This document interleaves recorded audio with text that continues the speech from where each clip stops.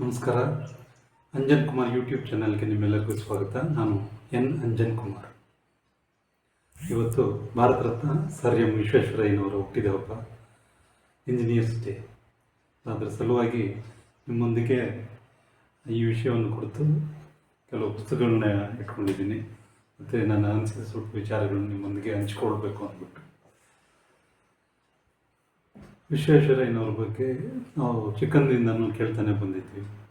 ಅವ್ರ ಬಗ್ಗೆ ದಂತಕಥೆಗಳಿಂದ ಶುರುವಾಗಿದ್ದು, ಓದು ಬರಹ ಗೊತ್ತಿಲ್ಲದವರು ಕೂಡ ವಿಶ್ವೇಶ್ವರಯ್ಯನವ್ರ ಬಗ್ಗೆ ಮಾತಾಡ್ತಾರೆ. ಯಾರಾದರೂ ತುಂಬ ಬುದ್ಧಿವಂತನ ತೋರಿಸ್ಬಿಟ್ರೆ, ಅದ್ಭುತ ಪ್ರತಿಭೆ ತೋರಿಸ್ಬಿಟ್ರೆ, ಈ ಒಂದು ವಿಶ್ವೇಶ್ವರ ತಲೆನಪ್ಪ ಅಂತ ಹೇಳ್ತಾರೆ. ಮತ್ತು ತುಂಬ ಹಿಂದೆ ಕೇಳಿದ ಕಥೆಗಳು, ದಂತಕಥೆಗಳು ಅಂದರೆ ಅವರು ತುಂಬ ಬಡತನದಲ್ಲಿ ಓದಿದ್ದು, ಬೀದಿ ದೀಪದಲ್ಲಿ ಓದಿದ್ದು, ನಿಜ ಇನ್ನೂ ಇರ್ಬೋದು ಅದು. ಮತ್ತು ಅವರು ಕನ್ನಂಬಾಡಿ ಅಣೆಕಟ್ಟು ಕಟ್ಟಿದ್ದು ಎಲ್ರಿಗೂ ಗೊತ್ತಿದೆ.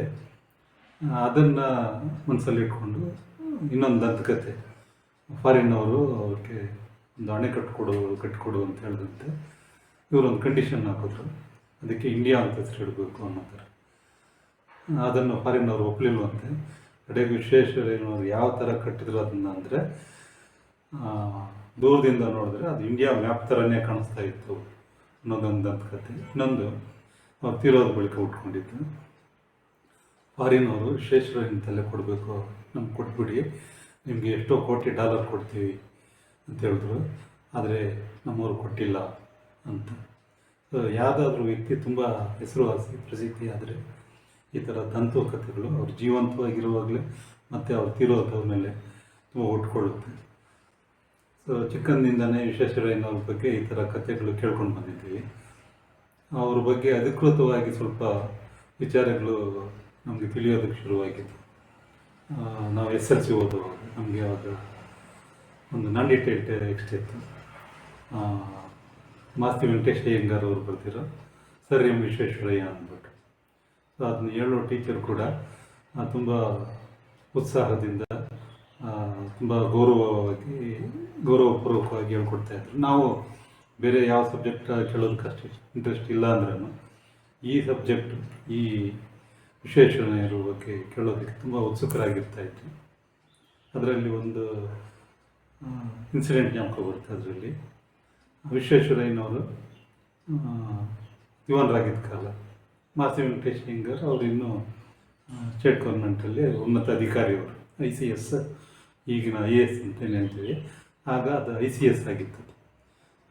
ICS ಪರೀಕ್ಷೆ ಪಾಸಾಗಿ ಮೈಸೂರು ಸಂಸ್ಥಾನದಲ್ಲಿ ಒಂದು ಒಳ್ಳೆಯ ಉನ್ನತ ಅಧಿಕಾರವನ್ನು ಹೊಂದಿದ್ದಂಥವ್ರು. ಒಂದು ಸಾರಿ ಅವರು ವಿಶ್ವೇಶ್ವರಯ್ಯನವ್ರನ್ನ ಭೇಟಿ ಮಾಡೋಕ್ಕೆ ಹೋಗ್ತಾರೆ. ಹೋದಾಗ ಅವರು ಟೈ ಹಿಂದೆ ಬಟನ್ ಕಾಣಿಸ್ತಾ ಇರುತ್ತೆ, ಗುಂಡಿ ಕಾಣಿಸ್ತಾ ಇರುತ್ತೆ.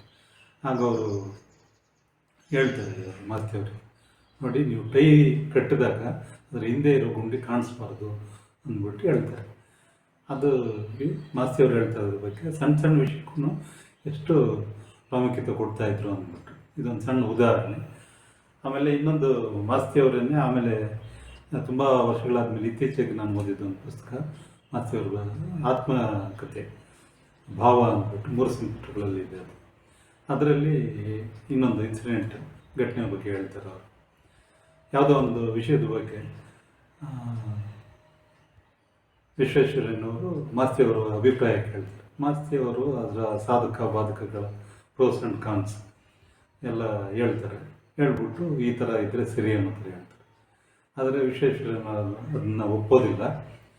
ಅದಕ್ಕೆ ಬದಲಾಗಿ ಅವ್ರಿಗೆ ಹೇಳಿದ್ದ ಒಪಿನಿಯನ್ ಏನು ಕೊಟ್ಟಿರ್ತಾರೆ ಅದಕ್ಕೆ ವಿರುದ್ಧವಾಗಿ ನಿರ್ಧಾರ ತಗೊಳ್ತಾರೆ. ಮಾಸ್ತಿಯವರು ಅದನ್ನು ಅವರ ಅಭಿಪ್ರಾಯನ ಸಮರ್ಥಿಸ್ಕೊಳ್ಳೋಕೆ ಹೋದಾಗ ಏನು ಗೊತ್ತಾಗಲ್ಲ, ನೀನೇನು ಬಚ್ಚ ಅಂತ ಹೇಳ್ತಾರೆ. ಆಗ ಮಾಸ್ತಿಯವ್ರಿಗೆ ಒಪ್ಪಿಗೆ ಆಗೋದಿಲ್ಲ ಅದು. ಆದರೆ ಏನು ಹೇಳೋಕ್ಕಾಗಲ್ಲ, ದೊಡ್ಡವ್ರ ಹತ್ರ ಯಾಕೆ ಸುಮ್ಮನೆ ಚರ್ಚೆ ಅಂದ್ಬಿಟ್ಟು. ಆಮೇಲೆ ಸುಮಾರು ವರ್ಷಗಳು ಆದಮೇಲೆ ಹಿನ್ನೋಟ ಅಂತಾರಲ್ಲ, ಆಗ ನೋಡಿದಾಗ ವಿಶ್ವೇಶ್ವರಯ್ಯನವರು ಹೇಳಿದ್ದು ಸರಿ ಅನಿಸುತ್ತೆ ಅಂತ ಹೇಳ್ತಾರೆ. ಇದು ಬಹುಶಃ ಅನುಭವದಿಂದ ಬಂದ ಮಾತಿರಬೇಕು. ಇವರು ತುಂಬ ಚಿಕ್ಕವರು, ವಿಶ್ವೇಶ್ವರಯ್ಯನಿಗೆ ಹೋಲಿಸಿದ್ರೆ ಮಾಸ್ತಿಯವರು ತುಂಬ ಚಿಕ್ಕವರು.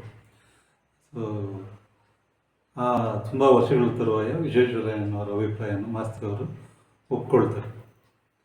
ಸೊ ವಿಶ್ವೇಶ್ವರಯ್ಯನವರ ಬಗ್ಗೆ ಸ್ವಲ್ಪ ಪುಸ್ತಕಗಳು ಹುಡುಕ್ತಾ ಇದ್ದೆ ನನ್ನ ಹತ್ರ ಇದ್ದಿದ್ದ ಕಲೆಕ್ಷನಲ್ಲಿ. ಇದೊಂದು 2 ಪುಸ್ತಕ ಇತ್ತು.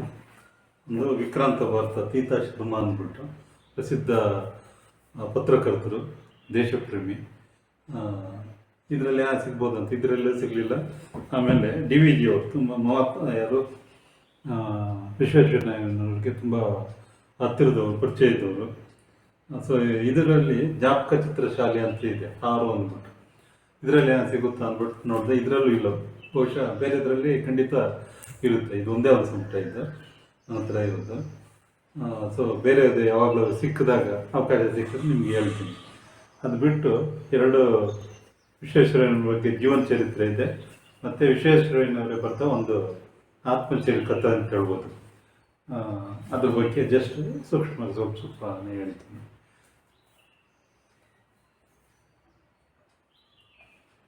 ಇದು ತೀತಾ ಶರ್ಮಾ, ಈಗಲೇ ಹೇಳಿದ್ನಲ್ಲ, ಅವರು ವಿಶ್ವೇಶ್ವರಯ್ಯನವ್ರ ಬಗ್ಗೆ ಬರೆದಿರೋ ಒಂದು ಜೀವನ ಚರಿತ್ರೆ. ಭಾರತ ರತ್ನ ಸರ್ ಎಂ ವಿಶ್ವೇಶ್ವರಯ್ಯ ಜೀವನ ಸಾಧನೆ ಅಂದ್ಬಿಟ್ಟು. ಇದನ್ನು ನಾನು ಓದಿಲ್ಲ ಇನ್ನು, ಆದರೆ ಇದ್ರ ಬಗ್ಗೆ ಹಿಂದೆ ಪುಸ್ತಕದ ಹಿಂದೆ 4-5 ವಿಶ್ವೇಶ್ವರಯ್ಯನವರು ಹೇಳಿರೋಂಥ ಒಂದು ಕೆಲವು ನುಡಿಗಳಿದೆ. ಅದರಲ್ಲಿ ಒಂದು ಮಾತ್ರ ಜಸ್ಟ್ ಚಿಕ್ಕದೊಂದೇ ಓದಿಬಿಡ್ತೀನಿ. ಹಿಂದಿನ ಆದರ್ಶಗಳು ಹಿಂದಿನ ಕಾಲಕ್ಕೆ ಸರಿ. ಕಾಲಸ್ಥಿತಿ ಬದಲಾಗುತ್ತಿದೆ. ಸದಾ ಬದಲಾಗುತ್ತಿರುವ ಸ್ಥಿತಿಗೆ ತಕ್ಕಂತೆ ನಾವು ಹೊಂದಿಕೊಳ್ಳಬೇಕು. ಇಲ್ಲವಾದರೆ ಐಹಿಕ ಜೀವನವೆಂಬ ಓಟದ ಸ್ಪರ್ಧೆಯಲ್ಲಿ ನಾವು ಹಿಂದೆ ಬೀಳುವುದು ಖಂಡಿತ ಅಂದ್ಬಿಟ್ಟು. ಆಗಷ್ಟೇ ಭಾರತ ಸ್ವತಂತ್ರವಾಗಿ ಬಡತನ ಹೊಂದಿದ ರಾಷ್ಟ್ರದಿಂದ ಅಭಿವೃದ್ಧಿಶೀಲ, ಈಗಂತೂ ಅಭಿವೃದ್ಧಿ ಒಂದೇ ಬಿಟ್ಟಿದ್ದೀವಿ ಅಂತ ಹೇಳ್ಕೊಳ್ತಾ ಇದ್ದಾರೆ. ಆದರೆ ಅಭಿವೃದ್ಧಿಶೀಲ ಹೊಂದುತ್ತಿರುವ ಕಾಲಘಟ್ಟದಲ್ಲಿ ಹೇಳ್ತಾ ಇರೋ ಮಾತಿದು. ಚೋಡೋ ಕಲ್ಕೆ ಬಾತೆ ಅಂತ ಹೇಳ್ತಾರಲ್ಲ, ಅದನ್ನು ಪ್ರತಿನಿಧಿಸುವಂಥ ಮಾತಿದು. ಇನ್ನೊಂದು ಶ್ರೀನಿವಾಸ ದೇಸಾಯಿ ಇವರು ಬರೆದಿರೋವಂಥ ಶ್ರೀ ವಿಶ್ವೇಶ್ವರಯ್ಯ ದರ್ಶನ ಅಂದ್ಬಿಟ್ಟು ತುಂಬ ಚೆನ್ನಾಗಿದೆ. ತುಂಬ ಮಾಹಿತಿ ಕಲೆಕ್ಟ್ ಮಾಡಿದ್ದಾರೆ. ಯಾರಾದರೂ ವಿಶ್ವೇಶ್ವರಯ್ಯನ ಬಗ್ಗೆ ಪುಸ್ತಕ ಬರೀಬೇಕು, ಮಾತನಾಡಬೇಕು, ಭಾಷಣ ಮಾಡಬೇಕು, ಈ ಥರ ಇದ್ದರೆ ಈ ಪುಸ್ತಕ ತುಂಬ ಅನುಕೂಲವಾಗುತ್ತೆ ನೋಡಿ. ಶ್ರೀನಿವಾಸ ದೇಸಾಯಿ ಅಂತ ಸ್ವಲ್ಪ ಅಲ್ಲಲ್ಲಿ ಓದಿದೆ ನಾನು, ಇನ್ನೂ ಒಂದು ಕಡೆಯಿಂದ ಓದಲಿಲ್ಲ. ಇದರಲ್ಲಿ ತುಂಬ ಮಹತ್ವದ ವಿಚಾರಗಳಿದೆ, ಮಾಹಿತಿಗಳಿದೆ.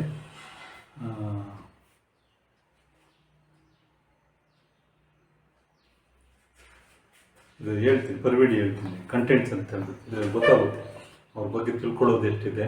ಈ ಪುಸ್ತಕದಲ್ಲೇ ಪುಸ್ತಕಕರ್ತರು ಎಷ್ಟು ಕಷ್ಟಪಟ್ಟು ಕಲೆ ಹಾಕಿದ್ದಾರೆ ಅಂದ್ಬಿಟ್ಟು. ಶ್ರೀ ವಿಶ್ವೇಶ್ವರಯ್ಯ ಕುರಿತ ಕವನಗಳು, ಅದು ದಿವಾನ ವಿಶ್ವೇಶ್ವರಯ್ಯ ಸ್ತುತಿ ಪದ್ಯಗಳು ಅಂದ್ಬಿಟ್ಟು ಅದು ಒಂದು ಸಣ್ಣ ಪದ್ಯ ಇದೆ. ವಿಶ್ವೇಶ್ವರಯ್ಯ ದಿವಾನರಾಗಿದ್ದಾಗ ಚಿಕ್ಕನಾಯಕನಹಳ್ಳಿಗೆ ಹೋಗಿದ್ದರು. ಆಗ ಅಲ್ಲಿ ಶಾಲಾ ಬಾಲಕ ತೀನಂ ಶ್ರೀಕಂಠನಯ್ಯ, ತೀನಂ ಶ್ರೀ ಅಂತ ಹೇಳ್ತಾರಲ್ಲ, ತೀನಂ ಶ್ರೀಕಂಠಯ್ಯ ವಾಚಿಸಲು ಬಾಯಿ ಪಾಠ ಮಾಡಿದ ಪದ್ಯಗಳು. ಇನ್ನೊಂದು ಕವನ. ಇನ್ನೊಂದು DVG ಬರೆದಿರುವುದು ವಸಂತ ಕುಸುಮಾಂಜಲಿ ಕವನ ಸಂಕಲನ. ಇನ್ನೊಂದು ಅವರು ಬರೆದಿರೋದು, ಅದರ ಶೀರ್ಷಿಕೆ ಯಂತ್ರಶ್ರೀ ಅಂತ. ಯಂತ್ರಗಳ ಬಗ್ಗೆ ತುಂಬ ಕಾಳಜಿ ಉಳ್ಳಂಥವ್ರು, ಒಲುವಂಥವ್ರು, ಮತ್ತೆ ಋಷಿ ಅಂತ ಕರ್ಮಯೋಗಿ ಥರ ಋಷಿಯಾಗಿರ್ತಂಥವ್ರು ಅಂದ್ಬಿಟ್ಟು ಯಂತ್ರಶ್ರೀ ಅಂತ ಕುವೆಂಪು ಬರೆದಿರೋದು. ಸೋಜೆ ಮತ್ತು ಸೋವಿಯತ್ ರಷ್ಯಾ ಕವನ ಸಂಕಲನದಿಂದ. ಸೌಜನ್ಯ ಶ್ರೀ ರಾಜೇಶ್ವರಿ ಪೂರ್ಣಚಂದ್ರ ತೇಜಸ್ವಿ ಮೂಡಿಗೆರೆ. ಕುವೆಂಪುರವರ ಮಗ ಪೂರ್ಣಚಂದ್ರ ತೇಜಸ್ವಿ, ಅವರ ಹೆಂಡತಿ ಶ್ರೀ ರಾಜೇಶ್ವರಿ, ಅವರ ಸೌಜನ್ಯ, ಅವರು ಪರ್ಮಿಷನ್ ಕೊಟ್ಟಿರೋದು. ಈಗ ತೇಜಸ್ವಿ ಅವರು ಇಲ್ಲ, ರಾಜೇಶ್ವರಿ ಅವರು ಇಲ್ಲ, ಕುವೆಂಪು ಅವರಂತೂ ಮೊದಲೇ ಇಲ್ಲ. ಮತ್ತು ಇನ್ನೊಂದು ಪದ್ಯ ಮಾಸ್ತಿಯವರ ಮಲಾರ ಕವನ ಸಂಕಲನ, ಶೀರ್ಷಿಕೆ ಶ್ರೀ ವಿಶ್ವೇಶ್ವರಯ್ಯನವರಿಗೆ ಅಂದ್ಬಿಟ್ಟು. ನೆಕ್ಸ್ಟ್ ಅಂಬಿಕಾತನಯ ದತ್ತ, ದಾರಾ ಬೇಂದ್ರೆ ಅವರ ಕಾವ್ಯನಾಮ ಅದು.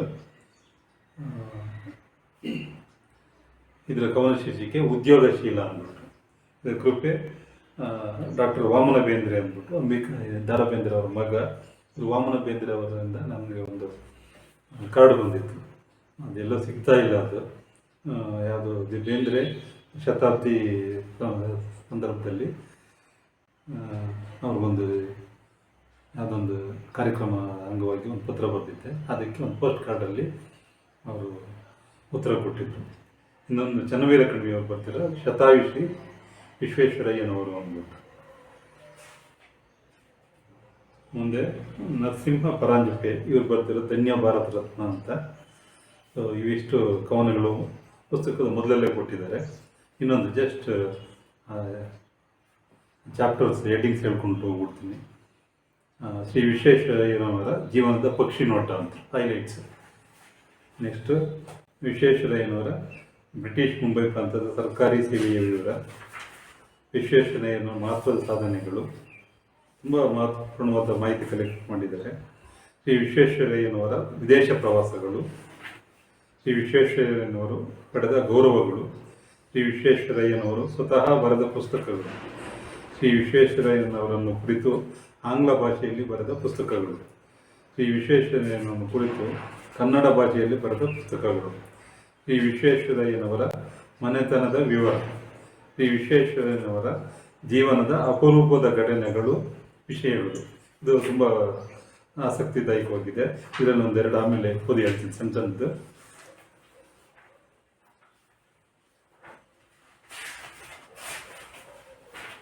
ಶ್ರೀ ವಿಶ್ವೇಶ್ವರಯ್ಯನವರ ಬದುಕಿನ ವೈಶಿಷ್ಟ್ಯಗಳು.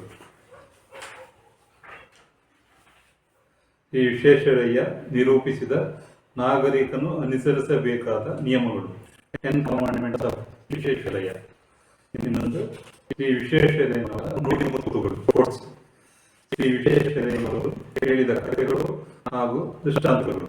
ಇದು ಸ್ಪೀಚಸ್ ಅವರು ಕೊಟ್ಟಿದ್ದ ಭಾಷಣಗಳಿಂದ ಸ್ವಲ್ಪ ಸೆನ್ಸ್ ಆಫ್ ಹ್ಯೂಮರು ಇತ್ತು ಅನಿಸುತ್ತೆ ಅವರಿಗೆ. ಅದರ ಬಗ್ಗೆ ಇಲ್ಲಿ ಕೊಟ್ಟಿದ್ದಾರೆ. ಇದು ಇವತ್ತು ಹೋದಂತೆ ಇನ್ನೊಂದು ಸರಿ ಯಾವಾಗಲಾದರೂ ಹೇಳ್ತೀನಿ. ಶ್ರೀ ವಿಶ್ವೇಶ್ವರಯ್ಯನವರ ಜೀವನದ ದುಃಖದಾಯಕ ಸನ್ನಿವೇಶ, ದಿವಾನ ಪದವಿಗೆ ಸ್ವಯಂ ನಿವೃತ್ತಿ ತಡೆದಿತ್ತು. ಇದು ಸ್ವಲ್ಪ ಕಾಂಟ್ರವರ್ಷಿಯಲ್, ಅನ್ಫಾರ್ಚುನೇಟ್ ಕನ್ನಡ ನಾಡಿನ ದೃಷ್ಟಿಯಿಂದ. ಇನ್ನೊಂದು ಶ್ರೀ ವಿಶ್ವೇಶ್ವರಯ್ಯನವರ ಪ್ರತಿಭೆಯ ಸಾಕ್ಷಿ ರೂಪ ಭದ್ರಾವತಿ ಕಬ್ಬಿಣ ಕಾರ್ಖಾನೆ. ವಿಶ್ವೇಶ್ವರಯ್ಯ ಸ್ಟೀಲ್ ವರ್ಕ್ಸ್ ಅಂದ್ಬಿಟ್ಟು ಭದ್ರಾವತಿನಲ್ಲಿ ಈಗ ಅದು ಹಿಂದೋಗಿತ್ತು ಅನ್ಸುತ್ತೆ. ಅದನ್ನು ಮತ್ತೆ ರಿವೈವಲ್ ಪುನಶ್ಚೇತನ ಮಾಡಬೇಕು ಅನ್ನೋ ಪ್ರಯತ್ನಗಳು ನಡೀತಾ ಇದೆ. ಜೀವನದಲ್ಲಿ ನಿರಾಸೆ ತಂದ ಮೋಟಾರ್ ವಾಹನ ತಯಾರಿಕೆಯ ಯೋಜನೆ, ಅದು ಮೋಟಾರ್ ವಾಹನ ಹೋಗಿ ಆಮೇಲೆ ಏರ್ಕ್ರಾಫ್ಟ್ ಬಂತು, ಅದು ಬೇರೆ ವಿಷಯ. ಶ್ರೀ ವಿಶ್ವೇಶ್ವರಯ್ಯ ಹಾಗೂ ಮಹಾತ್ಮ ಗಾಂಧೀಜಿ ತುಂಬ ಇಂಟ್ರೆಸ್ಟಿಂಗ್ ಇದೆ, ಓದ್ತಿತ್ತು. ಇಬ್ಬರು ಅಪ್ರತಿಮ ದೇಶಭಕ್ತರು, ಆದರೆ ಸುಮಾರು ವಿಷಯಗಳಲ್ಲಿ ಅವರಿಗೆ ಇವರಿಗೆ ಅಜಗಜಾಂತರ ವ್ಯತ್ಯಾಸ ಇತ್ತು. ಇವರಾದರೆ ಪಕ್ಕ ಡ್ರೆಸ್ ಮಾಡ್ಕೊಳ್ತಾರೆ, ಅವರಾದರೆ ತುಂಬ ಬೇರೆ ಮಿನಿಮಮ್ ಅಂತ ಹೇಳ್ತಾರಲ್ಲ ಆ ಥರದ್ದು. ಆಮೇಲೆ ಇವರು ಇಂಡಸ್ಟ್ರಿಯಲೈಸ್ ಪೆರಿಶ್ ಅಂತ ಹೇಳ್ತಾರೆ. ಅವರು ಗ್ರಾಮೋದ್ಯೋಗದ ಕಡೆ ಒತ್ತು ಕೊಡ್ತಾರೆ. ಆದರೆ ಇಬ್ಬರು ಒಬ್ರಿಗೊಬ್ರು ಪರಸ್ಪರ ಗೌರವವುಳ್ಳಂಥವ್ರು. ಆಗಾಗ ಪತ್ರಗಳನ್ನು ಬರೀತಾ ಇದ್ರು, ಮಾತಾಡ್ತಾ ಇದ್ರು, ಭೇಟಿ ಮಾಡ್ತಾ ಇದ್ರು, ಮಾತಾಡ್ತಾ ಇದ್ರು. ಇನ್ನೊಂದು ಶ್ರೀ ವಿಶ್ವೇಶ್ವರಯ್ಯನವರನ್ನು ಕುರಿತು ಆಡಿದ ಪ್ರಶಂಸೆಯ ನುಡಿಗಳು. ಶ್ರೀ ವಿಶ್ವೇಶ್ವರಯ್ಯ ಕನ್ನಡ ಸಾಹಿತಿಗಳು ಕಂಡಂತೆ. ಶ್ರೀ ವಿಶ್ವೇಶ್ವರಯ್ಯನವರ ದಿನಚರಿ. ಅವರು ಮುದ್ದೇನಹಳ್ಳಿಯಲ್ಲಿ ಅವರ ಮನೆ ಇದೆ. ಮನೆ ಸ್ವಲ್ಪ ದೂರದಲ್ಲೇ ಅವರ ಸಮಾಧಿ ಇದೆ. ನಂದಿ ಬೆಟ್ಟಕ್ಕೆ ಹೋದವರು ಅದನ್ನು ಸಾಮಾನ್ಯ ಹೆಚ್ಚಿನ ಜನ ಅದನ್ನು ಕವರ್ ಮಾಡ್ಕೊಳ್ತಾರೆ. ನಾನು 1-2-3 ಸಾರಿ ಹೋಗಿದ್ದೀನಿ ಆ ಕಡೆಗೆ. ಮನೆಯಲ್ಲಿ ಅದೊಂದು ಎಕ್ಸಿಬಿಷನ್ ಟೈಪ್ ಮಾಡಿದ್ದಾರೆ. ಅದಕ್ಕೊಬ್ಬರ ಗಾರ್ಡ್ ಇಟ್ಟು ಅವನ್ನೇನು ಕೇರ್ಟೇಕರ್ ಥರ ಅಪಾಯಿಂಟ್ ಮಾಡಿದ್ದಾರೆ. ಅಲ್ಲೇ ಅವ್ರದ್ದು ಡೈರಿ ಇಟ್ಟಿದ್ದಾರೆ, ಕಪಾಟಲ್ಲಿ ಅವ್ರದ್ದು ಡೈರಿ ಇಟ್ಟಿದ್ದಾರೆ. ಅದರಲ್ಲಿ ಅವರು ಬೆಳಿಗ್ಗೆ ಎಷ್ಟು ಗಂಟೆಗೆ ಹೇಳ್ತಾರೆ, ವಾಕಿಂಗು ಅದು ಇದು ಎಲ್ಲ ನನ್ನಾದರೂ ಬರ್ದಿರೋದು ನೋಡ್ಬೋದು. ಅವರು ಬಳಸ್ತಾ ಇದ್ದಂಥ ಇದು ಡಿಕ್ಷನರಿ ಇದೆ. ಅವ್ರು ಓದ್ತಾ ಇದ್ದಂಥ ಫಿಕ್ಷನ್ ಅಥವಾ ಒಂದು ಇಂಗ್ಲೀಷ್ ಯಾವುದೋ ಒಂದು ಕಾದಂಬರಿ ಇದೆ. ಈ ಥರ ಸುಮಾರು ವಸ್ತುಗಳಿದೆ. ಭಾರತ ರತ್ನ ಇದು ಕೂಡ ಇದೆ, ಪ್ರಶಸ್ತಿ ಕೂಡ ಇದೆ. ಅದರಲ್ಲಿ ಒಂದು ಪ್ರಶಸ್ತಿ ಪದಕ ಮತ್ತು ಅದು ಸರ್ಟಿಫಿಕೇಟು. ನೋಡಿದ್ರೆ ತುಂಬ ಚಿಕ್ಕದು ಅನಿಸುತ್ತೆ, ಆದರೆ ಅದು ಮಹತ್ವ ಇದ್ದೇ ಇದೆ. ಮತ್ತು ಅವರು ಇದು ಶ್ರೀ ವಿಶ್ವೇಶ್ವರಯ್ಯನವರ ಜನ್ಮ ದಿನಾಂಕ ಅದು ಅವ್ರ ಜಾತಕ ಕೂಡ ಕೊಟ್ಬಿಟ್ಟಿದ್ದಾರೆ ಇಲ್ಲಿ, ಜಾತಕ ಕೂಡ ಕೊಟ್ಟಿದ್ದಾರೆ. ಆಮೇಲೆ ಶ್ರೀ ವಿಶ್ವೇಶ್ವರಯ್ಯನವರ ಸಂಭ್ರಮದ ಜನ್ಮ ಶತಮಾನೋತ್ಸವ, ಅವ್ರಿಗೆ 100 ವರ್ಷ ತುಂಬಿದಾಗ ಪ್ರಧಾನಿ ಜವಾಹರ್ಲಾಲ್ ನೆಹರು ಬಂದಿದ್ದರು. ಆ ಸಂದರ್ಭದಲ್ಲೇ ಇವರು ಗೀತಾ ಶರ್ಮಾ ಅವರು ಬರೆದಿದ್ದ ಪುಸ್ತಕ ಭಾರತ ರತ್ನ ಸರ್ ಎಂ ವಿಶ್ವೇಶ್ವರಯ್ಯ ಅಂತ. ಸರ್ ಎಂ ವಿಶ್ವೇಶ್ವರಯ್ಯನವರಿಗೆ 100 ವರ್ಷ ತುಂಬಿದ ಸಂದರ್ಭದಲ್ಲಿ ಅಂದಿನ ಪ್ರಧಾನಮಂತ್ರಿ ಜವಾಹರ್ಲಾಲ್ ನೆಹರು ಅವರು ಬೆಂಗಳೂರಿನಲ್ಲಿ ಬಿಡುಗಡೆ ಮಾಡಿದ ಪುಸ್ತಕ ಗೀತಾ ಶರ್ಮಾ ಬರೆದಿರೋದು. ಇದಾಯಿತು. ಈ ವಿಶ್ವೇಶ್ವರಯ್ಯನವರು ಬರೆದ ಗ್ರಂಥಗಳು: ಶ್ರೀ ವಿಶ್ವೇಶ್ವರಯ್ಯ ಸ್ತ್ರೀಯರ ಯೋಗಕ್ಷೇಮದ ಚಿಂತಕ, ಶ್ರೀ ವಿಶ್ವೇಶ್ವರಯ್ಯನವರ 15 ಹೆಸರುಗಳು, ವಿತ್ ಇನ್ಷಿಯಲ್ಸು, ವಿತೌಟ್ ಇನ್ಷಿಯಲ್ಸು, ಎಕ್ಸ್ಪೆನ್ಷನ್ಸು ಇದೆಲ್ಲ ಕೊಟ್ಟು ಬರೆದಿದ್ದಾರೆ. ಹೆಸರು ವಿಶ್ವೇಶ್ವರಯ್ಯನು ಅಥವಾ ವಿಶ್ವೇಶ್ವರಾಯನು, ಸೊ ಇದ್ರ ಬಗ್ಗೆನೂ ಸ್ವಲ್ಪ ಕನ್ಫ್ಯೂಷನ್ ಇದೆ. ಆದರೆ ಇಲ್ಲಿ ಕ್ಲಾರಿಫೈ ಮಾಡ್ತಾರೆ, ವಿಶ್ವೇಶ್ವರಾಯ ಇಂಗ್ಲೀಷಲ್ಲಿ ಅಂದ್ಬಿಟ್ಟು. ಅದು ಸ್ಪೆಲ್ಲಿಂಗು ಇಲ್ಲಿ ತೋರಿಸಿದ್ದೀನಿ ನೋಡಿ. ಶ್ರೀ ವಿಶ್ವೇಶ್ವರಯ್ಯನವರ ಮರಣ ಹಾಗೂ ಅಂತ್ಯಕ್ರಿಯೆ. ಶ್ರೀ ವಿಶ್ವೇಶ್ವರಯ್ಯನವರ ಮರಣದ ದಿನ ಖಚಿತಪಡಿಸಿದ್ದು, ಇದು ಯಾಕೆ ಅಗತ್ಯ ಬಿತ್ತು ಗೊತ್ತಾಗಲಿಲ್ಲ, ನೋಡ್ತೀನಿ, ಓದ್ಬಿಟ್ಟು ಹೇಳ್ತೀನಿ. ಸದಾ ಸ್ಮರಣೆಯಲ್ಲಿರುವ ವಿಶ್ವೇಶ್ವರಯ್ಯ, ಅತ್ಯಂತ ಜನಪ್ರಿಯ ಕನ್ನಡಿಗ ವಿಶ್ವೇಶ್ವರಯ್ಯನವರು. ಮತ್ತೆ ಕೃತಜ್ಞತೆಯ ನೋಡಿ, ಶ್ರೀ ವಿಶ್ವೇಶ್ವರಯ್ಯ ದರ್ಶನ ಮಂಗಳಾರತಿ.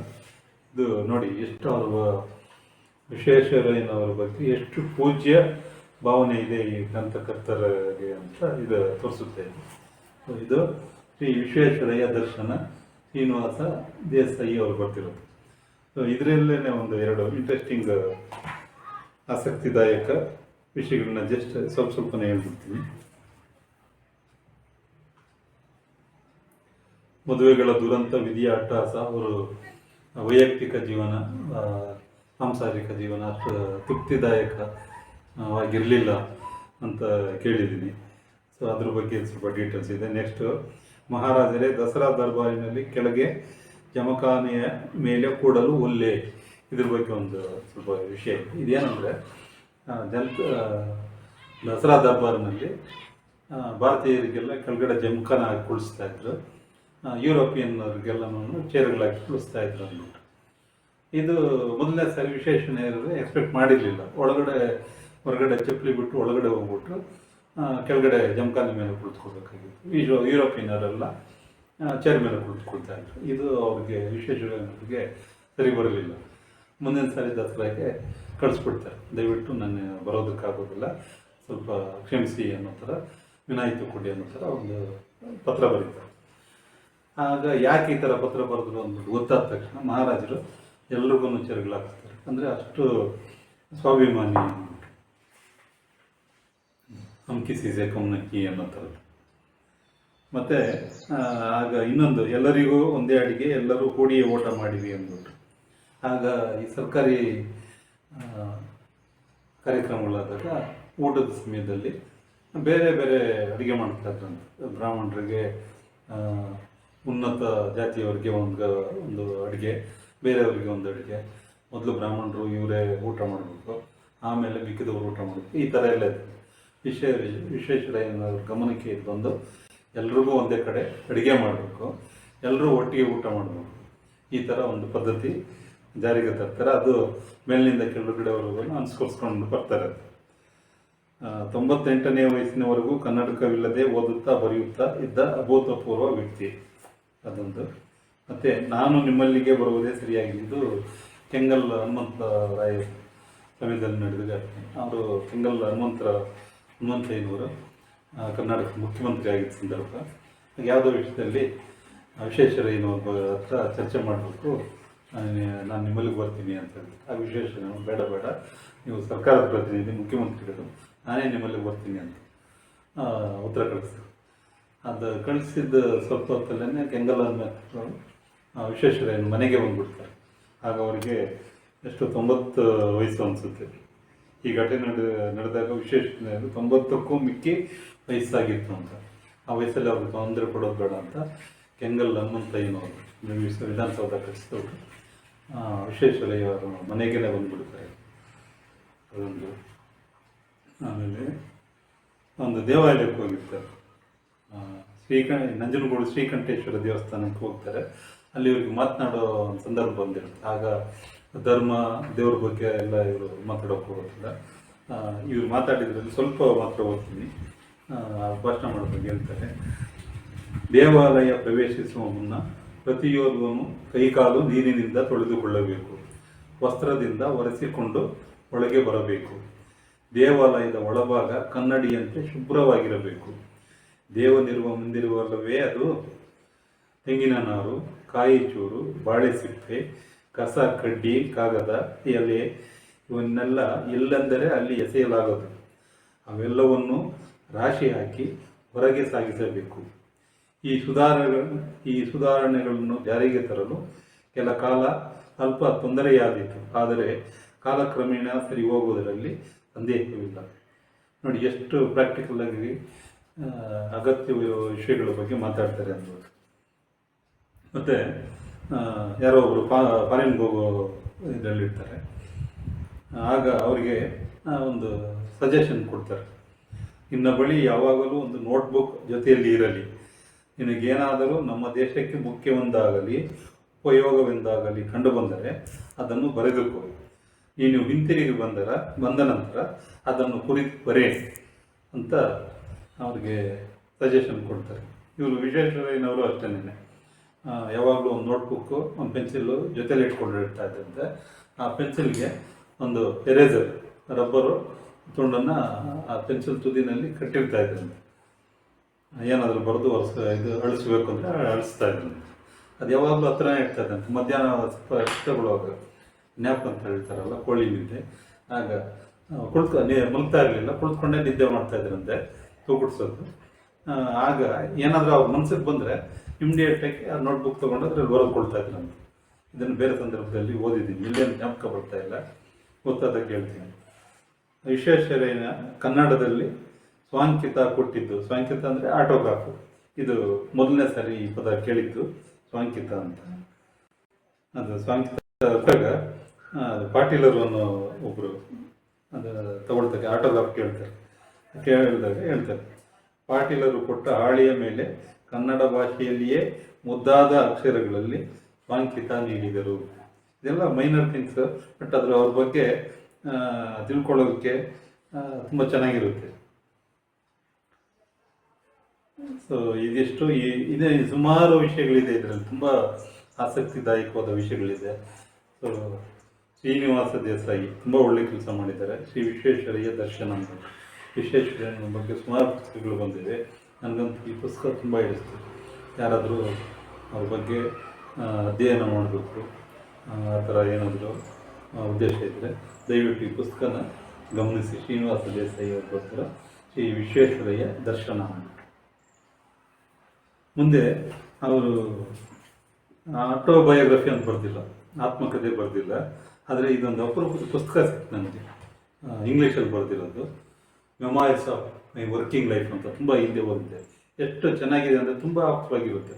ಇದರಲ್ಲಿ ಅವರು ಎಲ್ಲೂ ತಮ್ಮ ಬಗ್ಗೆ ಕೊಚ್ಕೊಂಡು ಬರೆದಿಲ್ಲ, ಆದರೆ ಎಷ್ಟು ಅಗತ್ಯ ಇದೆಯೋ ಅಷ್ಟೇ ಹೇಳ್ತಾರೆ. ಇವಾಗ ಅವ್ರು ಹುಟ್ಟಿದ್ದು ಬೆಳೆದಿದ್ದು, ಎಷ್ಟು ಕಷ್ಟಪಟ್ಟು ಓದಿದೆ, ಅದು ಇದು ಅದ್ರ ಬಗ್ಗೆ ಏನೂ ಇಲ್ಲ. ಅದು ಸ್ಟಾರ್ಟ್ ಆಗೋದೇ ಅವರು ವರ್ಕಿಂಗ್ ಲೈಫಿಂದ ಸ್ಟಾರ್ಟ್ ಆಗುತ್ತೆ. ಅದು ಹೆಸರೇ memories of my working life. ಅವರ ಕೆಲಸಗಳ ಬಗ್ಗೆ ಮಾತ್ರ ಇದರಲ್ಲಿ ಬರೆದಿದ್ದಾರೆ. ಅದು ಕನ್ನಡದಲ್ಲಿ ಅದು ನನ್ನ ವೃತ್ತಿ ಜೀವನದ ನೆನಪುಗಳು ಅಂತ. ಇದು ಇಂಗ್ಲೀಷ್ದು memories of my working life ಅಂತ, ಕನ್ನಡದಲ್ಲಿ ನನ್ನ ವೃತ್ತಿ ಜೀವನದ ನೆನಪುಗಳು ಅಂತ. ಹೇಳ್ತಲ್ಲ, ಅವರು ಚಿಕ್ಕಂದಿನಲ್ಲಿ ಅವರು ಆ ಹಳೇದೆಲ್ಲ ಕುಳಿತು ಅವ್ರು ಹೇಳ್ತಾ ಇಲ್ಲ. ಹಿಂದೆ ಸರಿ ಅದು 1884 ಫೆಬ್ರವರಿ ತಿಂಗಳು. ನನಗಾಗ 23ರ ಹರಿಯ.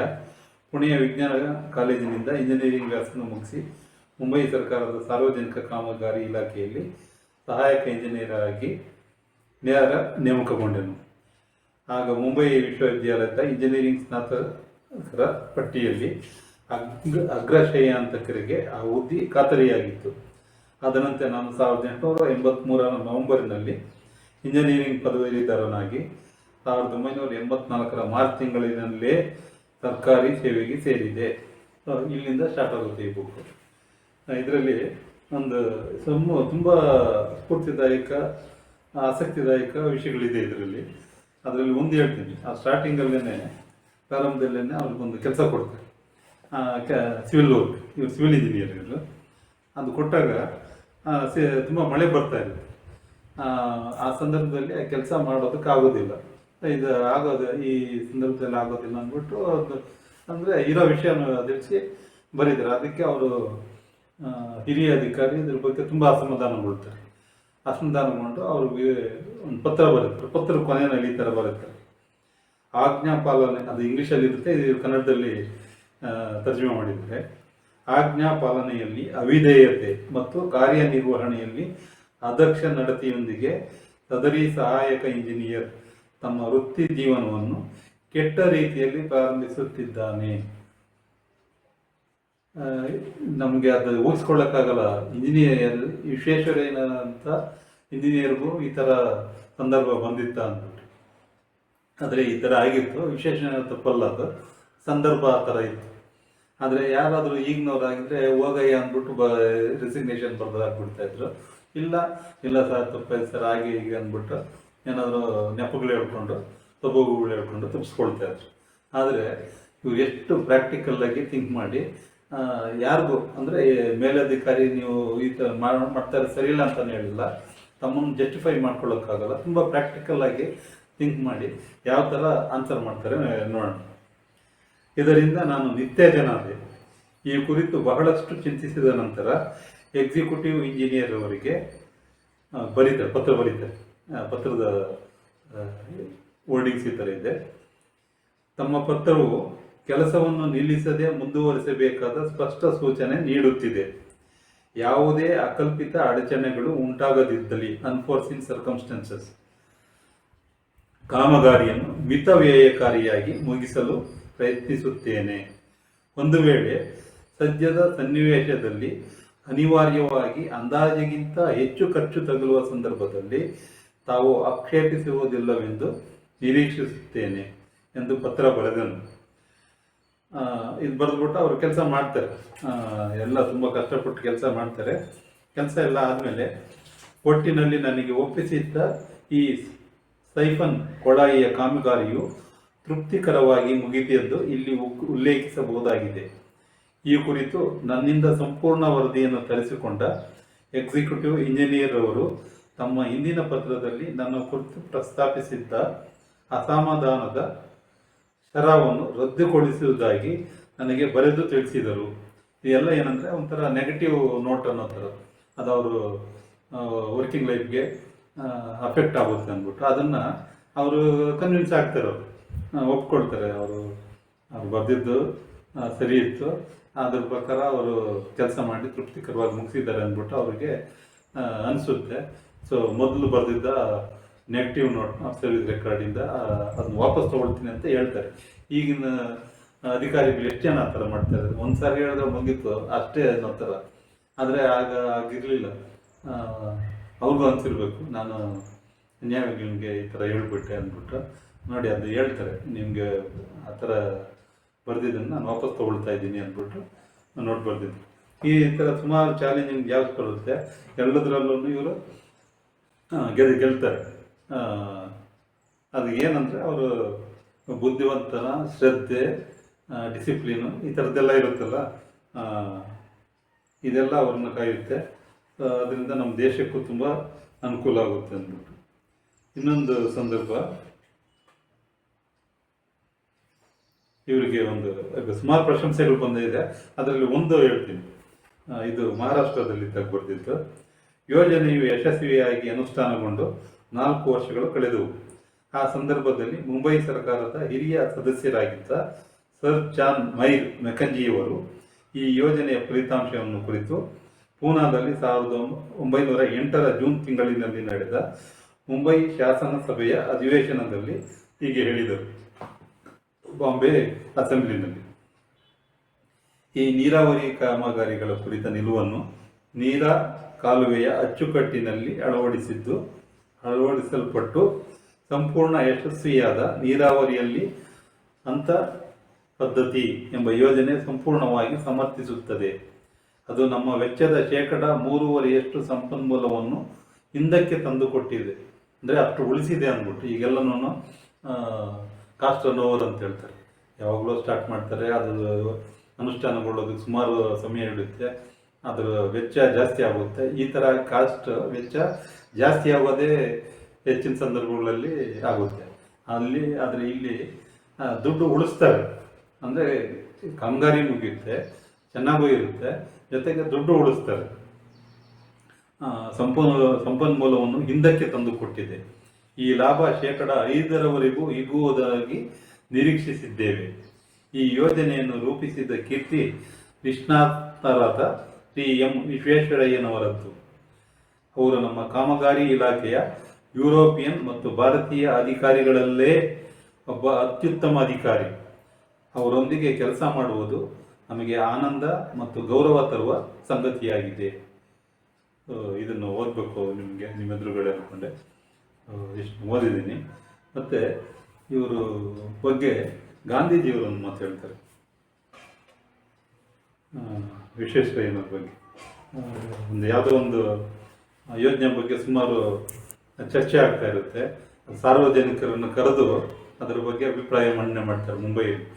ಆಗ ಗಾಂಧೀಜಿಯವ್ರನ್ನು ಕರೆದಿರ್ತಾರೆ. ಗಾಂಧೀಜಿಯವರು ಬಂದ್ಬಿಟ್ಟು ಅದು ಚರ್ಚೆ ಆದಮೇಲೆ ಹೋಗ್ಬೇಕಾದ ಸಂದರ್ಭ ಹೋಗೋಣ ಅಂತ ಹೇಳ್ತಾರೆ. ಯಾರು ಗಾಂಧೀಜಿಯವರು ಇಲ್ಲ ವಿಶ್ವೇಶ್ವರಯ್ಯವ್ರನ್ನ ಮಾತಾಡೋದು ಕೇಳ್ಕೊಂಡು ಹೋಗೋಣ ಅಂತ ಹೇಳ್ತಾರೆ. ಸೊ ವಿಶ್ವೇಶ್ವರಯ್ಯನವ್ರ ಬಗ್ಗೆ ಅಷ್ಟೊಂದು ಗೌರವ ಆಧಾರಗಳಿತ್ತು ಅಂದ್ಬಿಟ್ಟು. ವಿಶ್ವೇಶ್ವರಯ್ಯನವ್ರ ಬಗ್ಗೆ ಮಹಾತ್ಮ ಗಾಂಧೀಜಿಯವರು ಬರೆದಿದ್ದಾರೆ, ನಿಮ್ಮ ಸೊಗಸಾದ ಶಕ್ತಿ, ಸಾಮರ್ಥ್ಯ ಮತ್ತು ದೇಶಪ್ರೇಮದಲ್ಲಿ ನನಗೆ ಗೌರವವಿದೆ. ಕೃಷ್ಣರಾಜಸಾಗರ ಒಂದೇ ಸರ್ ಎಂ ವಿಶ್ವೇಶ್ವರಯ್ಯನವರ ಹೆಸರನ್ನು ಚಿರಸ್ಮರಣೀಯಗೊಳಿಸಲು ಸಮರ್ಥವಾಗಿದೆ ಅಂತ ಗಾಂಧೀಜಿಯವರು ಇವ್ರ ಬಗ್ಗೆ ಹೇಳ್ತಾರೆ. ಮತ್ತು ಇನ್ನೊಂದು ಪುಸ್ತಕ ತಂದಿದ್ದೀನಿ, ಇಲ್ಲಿದೆ, ಇಂಗ್ಲೀಷ್ ಪುಸ್ತಕ. The New York Times story of man's greatest adventure, we reach the moon by John Noble Wilford ಅಂತ. ಇದು ಹಿಂದೆ ಹೇಳ್ತೀನಿ. ದ ಎಂಟೈರ್ ಹ್ಯೂಮನ್, ಅಂದರೆ ಮೂನ್ ಲ್ಯಾಂಡಿಂಗ್ ಬಗ್ಗೆ ಇದನ್ನು ಹೇಳ್ತಾ ಇರೋದು. The entire human drama plus a 64 page 7 space album in full colour. 64 ಫುಟ್ಗಳ ಕಲರ್ ಫೋಟೋಸ್ ಇದೆ ಇದರಲ್ಲಿ. The New York Times story of man's greatest adventure, we reach the moon, 2 American astronauts have walked on the moon. ಅದ್ರ ಬಗ್ಗೆ ಒಂದು ಸ್ವಲ್ಪ line ಕೊಟ್ಟಿದ್ದಾರೆ. From President Kennedy's bold challenge to the final dramatic splash down of Apollo 11, ಅಂದರೆ ಚಂದ್ರನ ಮೇಲೆ ನಡೆದಾಡಿ ವಾಪಸ್ ಬಂದು ನೌಕೆ ಸಮುದ್ರದಲ್ಲಿ ಬೀಳುತ್ತೆ, ಸ್ಪ್ಲಾಶ್ ಡೌನ್ ಅಂತ ಹೇಳ್ತಾರೆ. ಅದು dramatic splash down of Apollo 11. Here is the step by step story of the most incredible adventure mankind has ever known ಅಂತ. ಸೊ ಇದು ಮೂನ್ ಲ್ಯಾಂಡಿಂಗ್ ಅಪೋಲೋ 11 ಹೋಗುತ್ತಲ್ಲ, ಅದರಲ್ಲಿ ನೀಲ್ ಆರ್ಮ್ಸ್ಟ್ರಾಂಗ್ ಮತ್ತು ಎಡ್ವಿನ್ ಆಲ್ಡ್ರಿನ್ ಇವರಿಬ್ಬರು ಅದ್ರ ಮೇಲೆ ನಡೆದಾಡ್ತಾರೆ. ಮತ್ತು ಮೇಲೆ ಒಂದು ನೌಕೆನಲ್ಲಿ ಮೈಕಲ್ ಕಾಲಿನ್ಸ್ ಅಂದ್ಬಿಟ್ಟು ಇರ್ತಾರೆ. 3 ಜನ ಹೋಗಿರ್ತಾರೆ, 2 ನಡೆದಾಡ್ತಾರೆ ಚಂದ್ರನ ಮೇಲೆ. ಇದು ಮ್ಯಾನ್ಸ್ ಗ್ರೇಟೆಸ್ಟ್ ಅಡ್ವೆಂಚರ್ ಅಂತ ಹೇಳ್ಕೊಳ್ತಾರೆ. ಇದು ಪ್ರಾರಂಭವಾದಾಗಲಿಂದ ಇದು ಅವ್ರು ಹೋಗಿ ವಾಪಸ್ ಬರ್ತಾರಲ್ಲ, ಈ ಬುಕ್ ಅದರ ಬಗ್ಗೆ ಎಲ್ಲ ಕವರ್ ಆಗಿದೆ. ಮತ್ತು ಇಲ್ಲೊಂದು ಇದೆ,